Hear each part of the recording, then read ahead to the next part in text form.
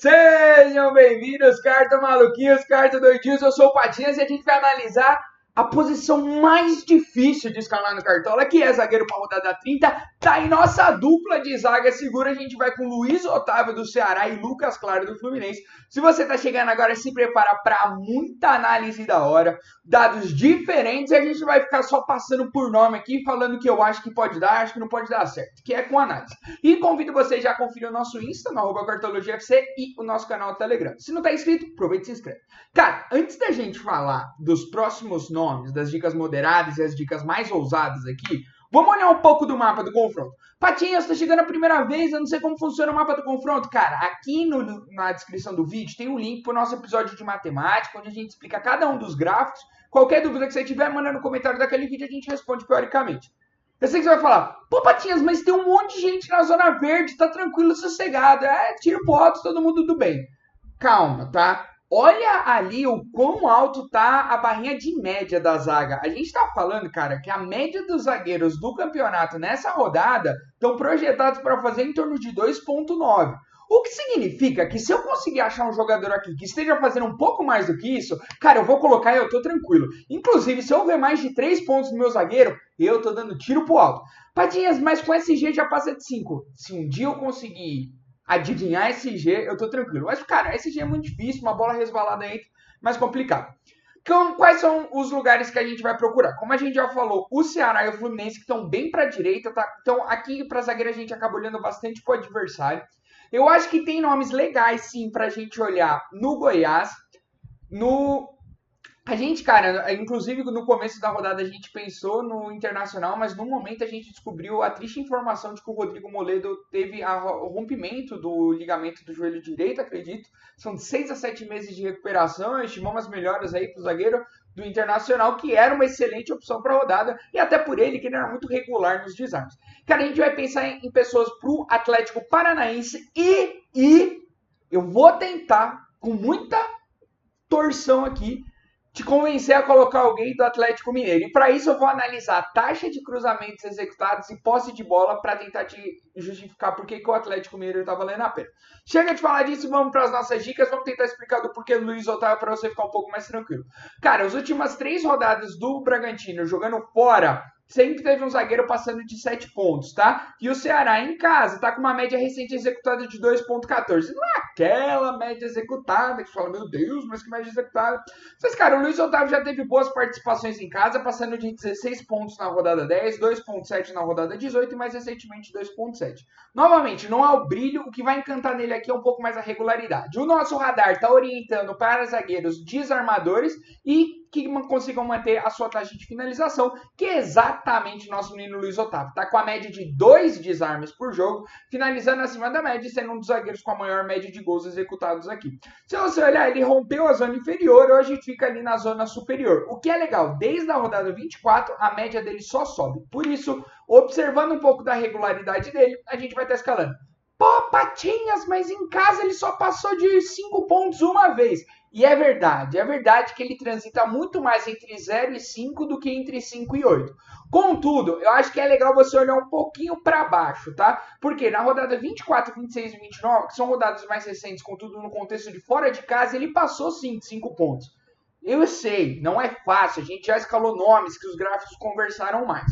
Contudo, eu vou apostar que o histórico de desarmes dele, com a sua média de 2,09 desarmes, com um time que cede mais desarmes que a média do campeonato, favoreçam o potencial. Além de que ele tem também uma boa presença diária, exemplificado por ele estar acima da média do número de gols para zagueiro e de finalizações defendidas. Depois a gente vai estar falando do nosso menino Lucas Claro. Patinhas, por que não o Nino? Porque o Nino não está como provável. Atualmente é o Lucas Claro e o Matheus Ferraz que estão compondo a zaga do Fluminense. Se eu pudesse escalar o Nino, com certeza eu escalaria. Até porque se você olhar ali, o Nino foi o maior pontuador da zaga do Fluminense jogando em casa da 12ª até a 20ª rodada.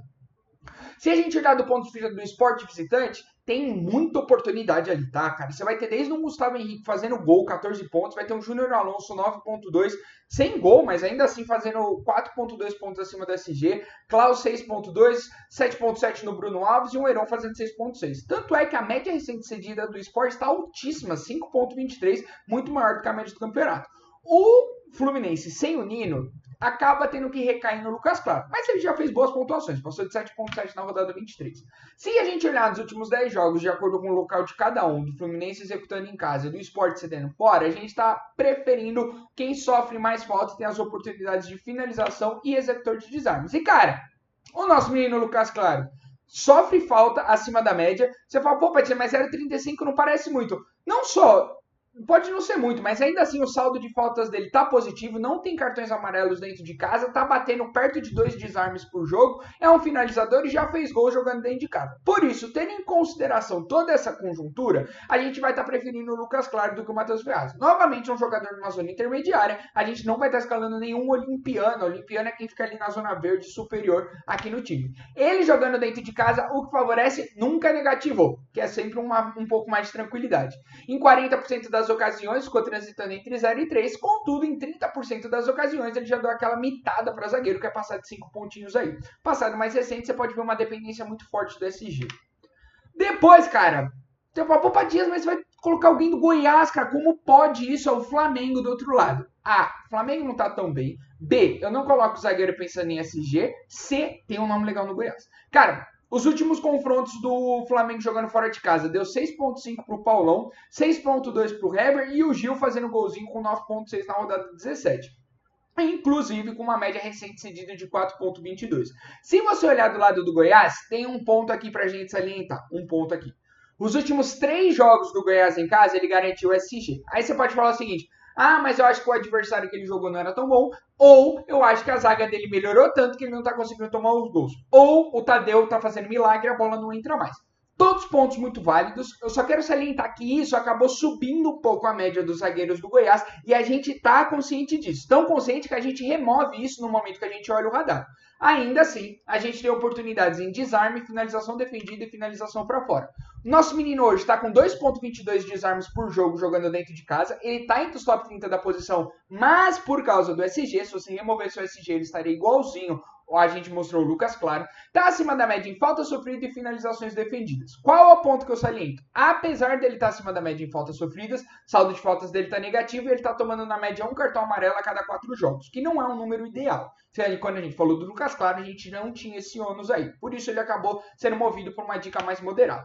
Se a gente olhar ele jogando em casa, ele passou dos 5 pontos em 55% das ocasiões. Vem de 3 SGs, igual a gente falou. Contudo, é um jogador que tem se mantido perene ali nos seus desarmes, tá? Fez 4 desarmes na rodada 22 e 2 desarmes na rodada 27.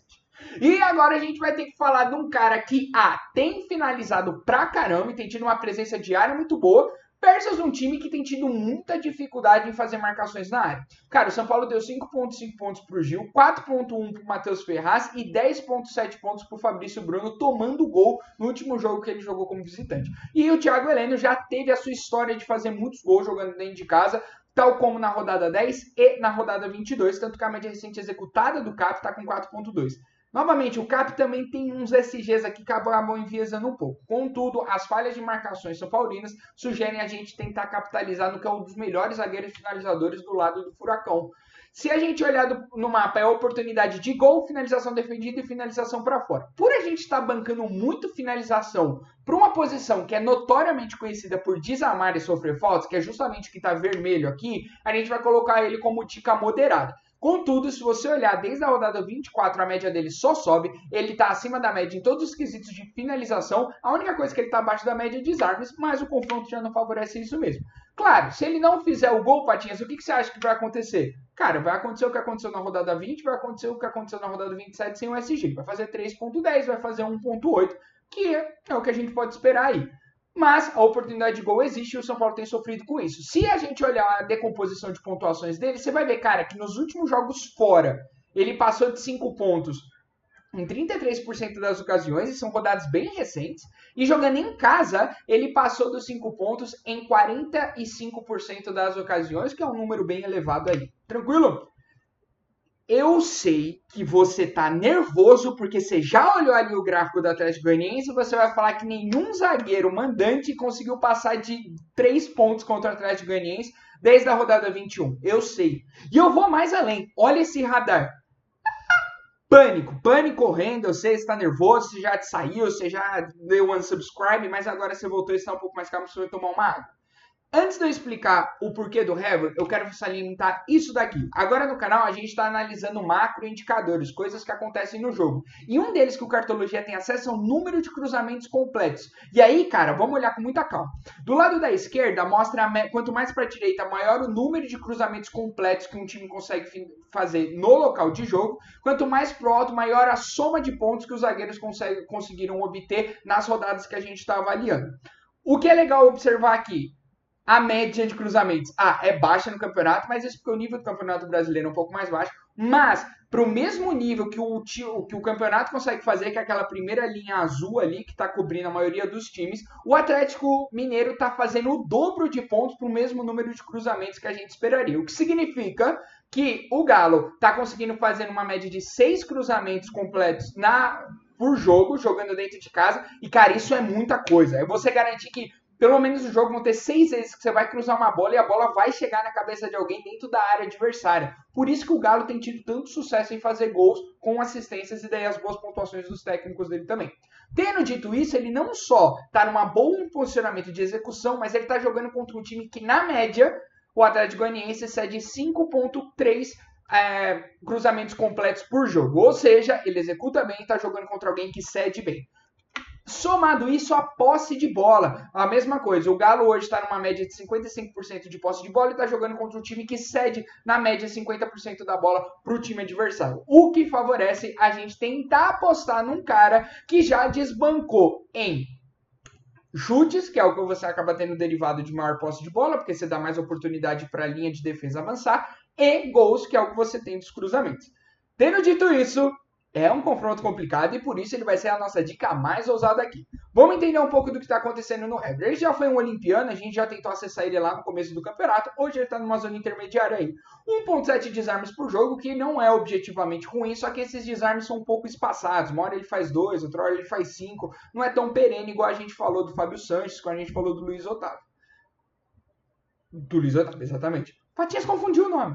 Ele está acima da média em finalizações e apesar de ele estar acima da média em faltas sofridas, o saldo dele está negativo, mas ele tem uma média de 1 gol a cada 10 jogos. Então, tenha sempre essa oportunidade. Ele jogando em casa passou dos 5 pontos em 60% das ocasiões. Você vai ver que ele tem uma dependência muito forte de SG, tá? O maluco ele fez 6.2 pontos, mas ele teve o SG, sem o SG fez 0.3, de novo com o SG fez 2.7. Então ele tem uma dependência muito forte de SG. Mas, novamente, aqui a gente está apostando no gol pelas oportunidades de cruzamento e posse de bola que o Atlético Mineiro tem frente ao Dragão jogando em casa.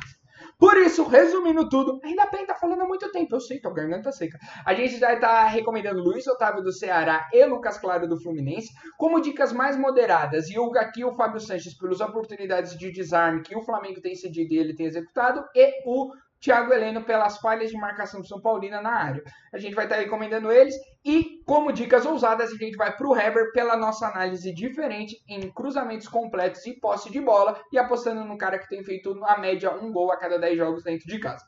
Sendo assim, se você gostou, por favor, comenta, deixa um like, compartilha com seus amigos, isso ajuda nosso canal a chegar a cada vez a mais pessoas, o Cartologia crescer, a gente poder trazer coisa nova. Quem sabe a gente não pode analisar a Série B, a gente não pode analisar Paulistão. Cara, o céu é o limite, é só vocês falarem o que vocês estão curtindo aí. E se você, cara, chegou e curtiu esse vídeo, se prepara, cara, porque todo vídeo vai ser assim. A gente não vai baixar o nosso nível, por isso confere a gente no Instagram, no @cartologiafc, confere a gente também no Telegram, no nosso canal, em que a gente vai divulgar, cara, todos esses gráficos 100% grátis. É só baixar o PDF, curtir, compartilhar com seus amigos e, como sempre, e mais uma vez, vai, Cartolinha!